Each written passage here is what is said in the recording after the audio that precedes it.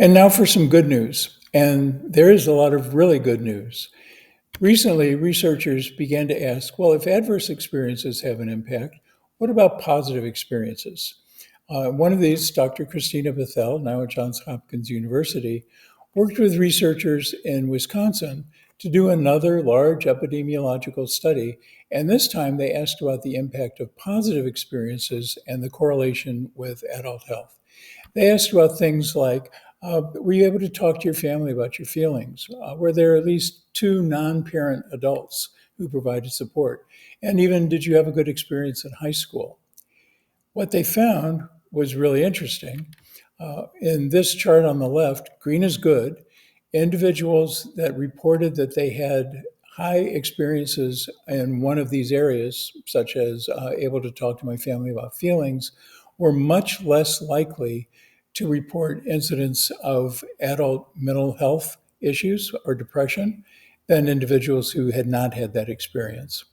And even more significantly, they found the same kind of dose response as we found with ACEs. So you count them up. So the more positive experiences you have, the less likely as adults individuals were likely to report mental health or adult depression issues. So this is a very powerful finding that positive experiences can help to buffer the impact of adverse experiences. In other research, other communities, Laura Porter, who did a lot of work with adverse childhood experiences in Washington State, looked at community support factors, so positive experiences in community. And they found that certain experiences, for example, ability to access emotional support when you need help, multiple sources of help. Are there two or more people that I could call on? Reciprocity. So I'll do this if you'll do that. I'll watch your kids if you get my groceries. I'll weed your garden if you'll fix my car. Whatever that experience helped to address some of the impact of adverse experiences. And social bridging this is a really interesting one, an ability to reach outside my normal social sphere. So call on people that I might not normally interact with to look for help and engagement. What they found, and you'll see in the charts at the bottom, individuals who reported that they had these experiences were much less likely to report experiences of mental health issues or depression as adults. And we know that there's a two-generational impact. Also in Laura Porter's work, she found that when the health issues of adults were addressed, they could actually track the impact on lower ACE scores in their children. So by addressing things like mental health issues or alcohol issues with parents, or even having a primary care physician, the impact on the children was identifiable in lower ACE scores in their kids. So there's a multi-generational impact, and we can do something about that. Which brings us to also an understanding that as a community, over long term, there can actually be significant impact. And this comes from Laura Porter's research over a 10-year period in Washington State. Communities that adopted a trauma responsive approach were significantly better able to impact certain aspects of health. This example happens to be a teen health example.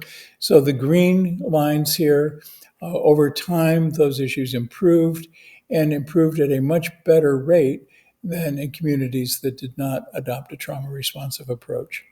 So we know that we can have an impact by increasing community support, building positive experiences, and building positive relationships for the individuals we work with. What this brings us to as an understanding is what we're looking for really is a cultural shift.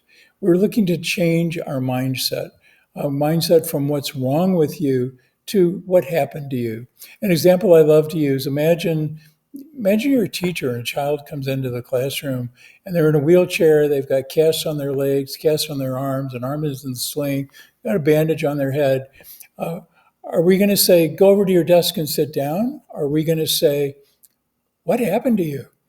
And the next question is, and how can I help? And that's the other factor. Rather than our typical response of reject and eject. Bad kid, throw him out of class. Bad kid, throw him out of school. Bad kid, put him in jail. Instead of rejecting and ejecting, we engage with compassion.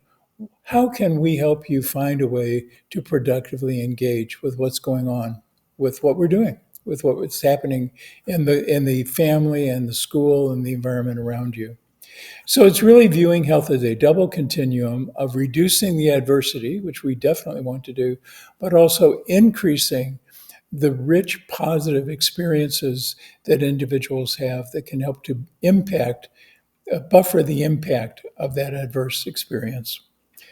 What this leads us to is an understanding of what it actually means to be trauma responsive. If we start off in the cracks in the sidewalk being trauma unaware, we just don't know. But we become trauma informed by understanding and by addressing positively the experiences that individuals have, creating that rich, positive relationship environment, we can actually buffer those experiences and become trauma responsive. And this is the goal of a trauma responsive society, being healing centered and truly becoming trauma responsive to the individuals that we work with.